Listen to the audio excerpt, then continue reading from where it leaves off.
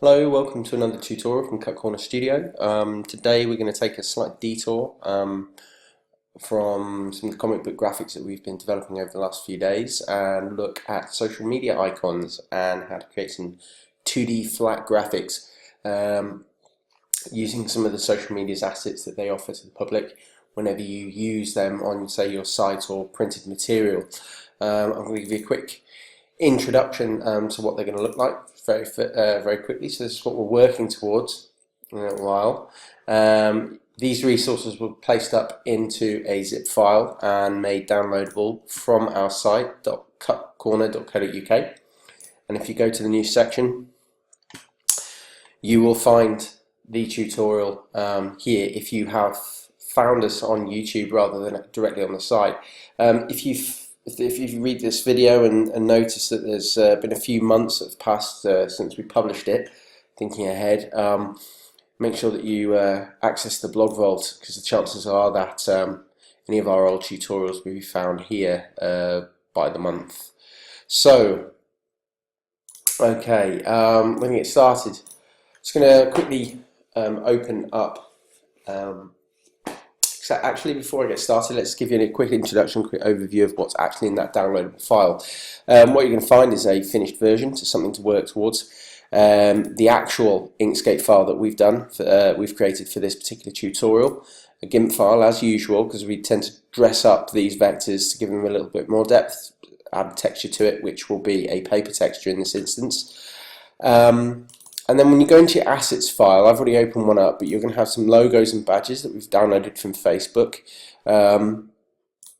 Twitter assets that we've taken from twitter.com, and the YouTube print assets that are all available online. All you've got to do is just Google YouTube assets or Twitter assets or Facebook assets, and you'll be able to find the link where you'll be able to download these assets, these materials to be able to use in the future.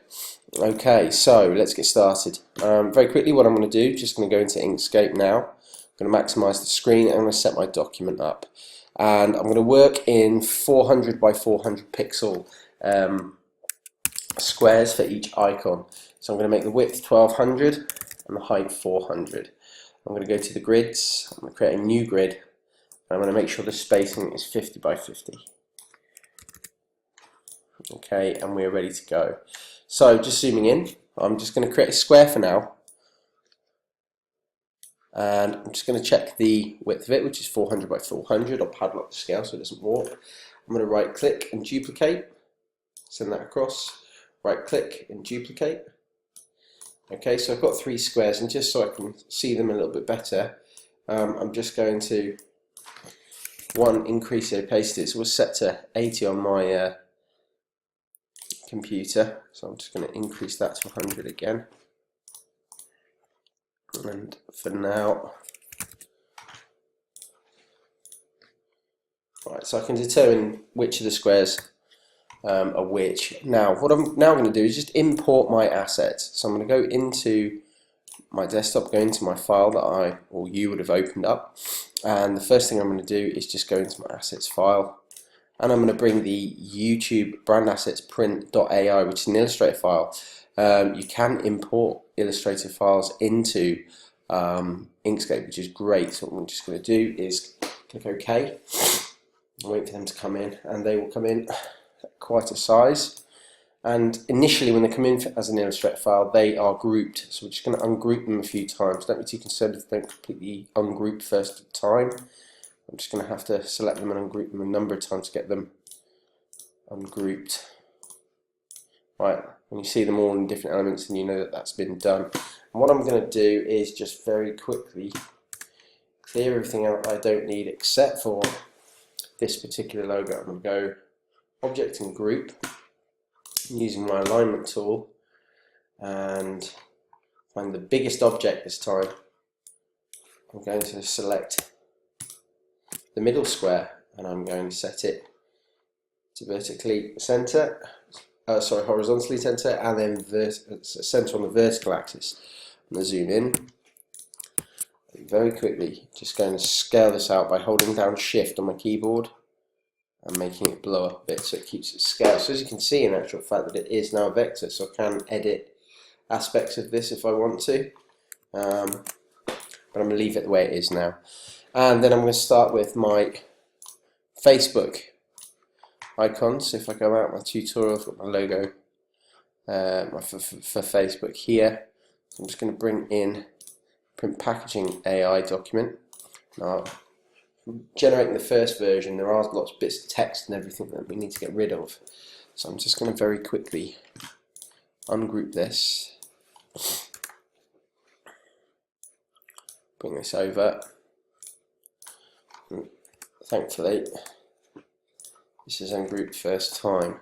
And what I'm going to do, exactly the same thing. I'm just going to go using the making sure that it's relative to the biggest object.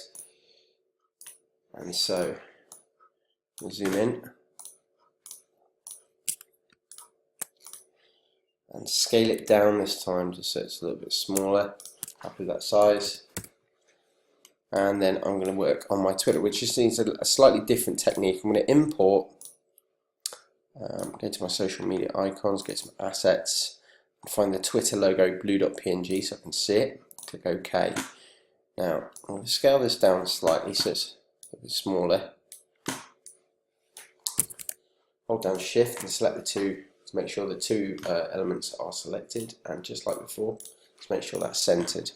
I'm going to go Path, Trace Bitmap, and I'm just going to take a bitmap trace of this Twitter bird. Click OK. Okay, and what you'll see is it will have taken a vector trace of that picture. I'm going to ungroup it, so it's going to be set in a group, and then I'm going to get rid of everything that I don't need. So it comes out in about 8 layers by default, so I'm going to find the strongest shape, and then I'm going to get rid of the others, realign that. Okay, in actual fact, I've been a bit too hasty. I need to make sure that that is still colour of that blue, so making sure that that grey bird is selected. I'm just going to select the blue from that Twitter picture and then realign it.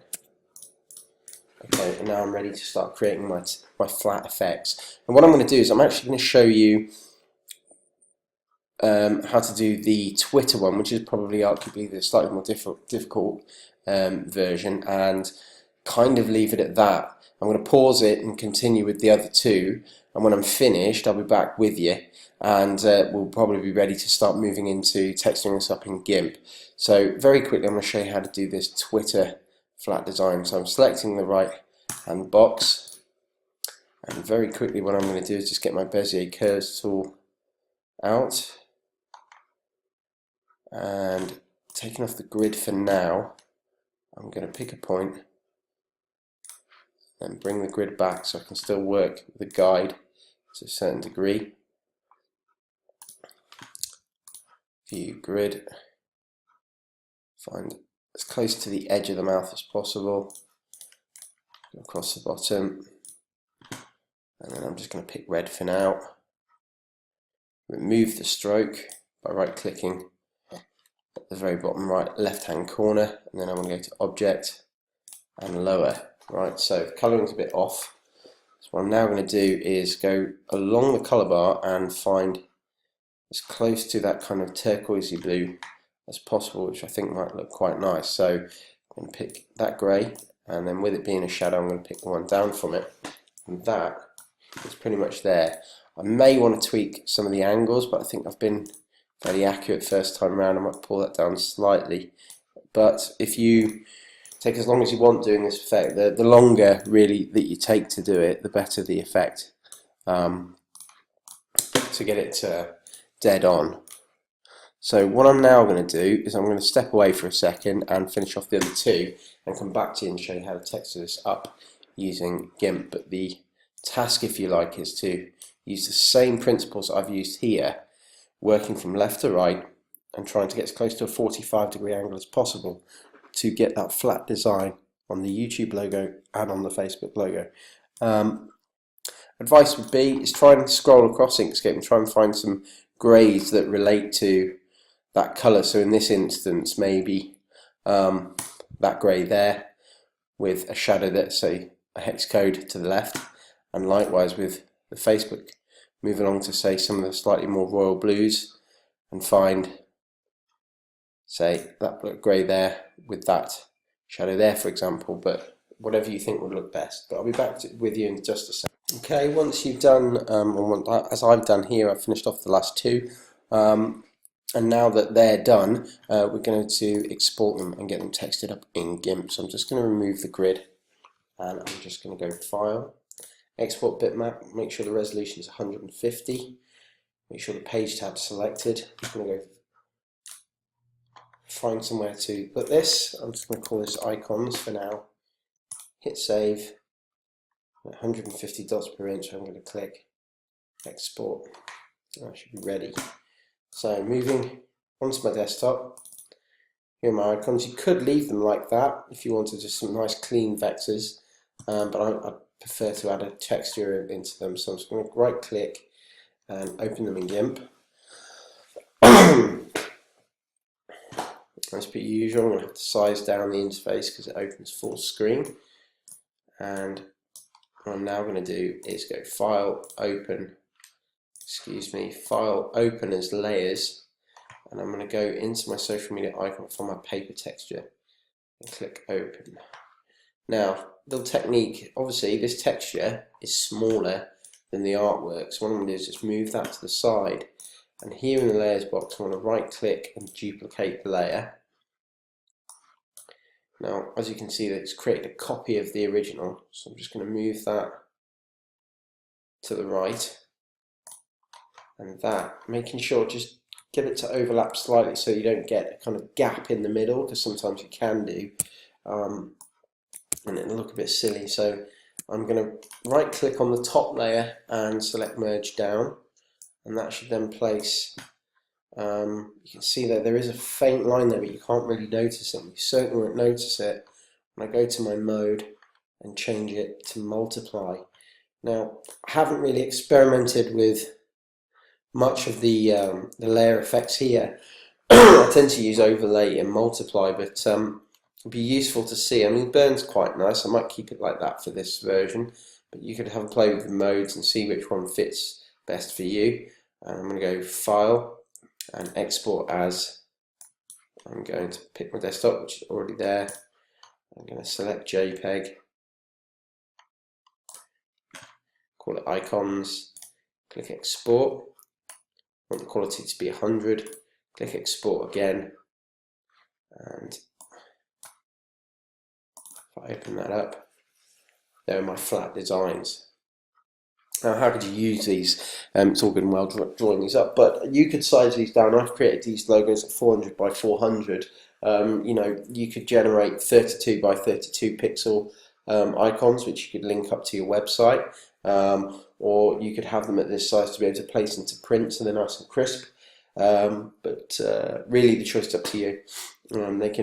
Icons tend to be used in many different ways, and it'd be worth to check it out online and see the creative way that people have created icons and how they've used them. But thank you very much for listening, and just to remind you, as I do most of my tutorials, please go to our channel, go straight through to our actual main feed and click the Google Business Page link, and if you can, just review the tutorials that you've found so far and indicate if you've liked them or not. That'd be great. And if you found us on our blog, please make sure that you subscribe to future updates. Thank you.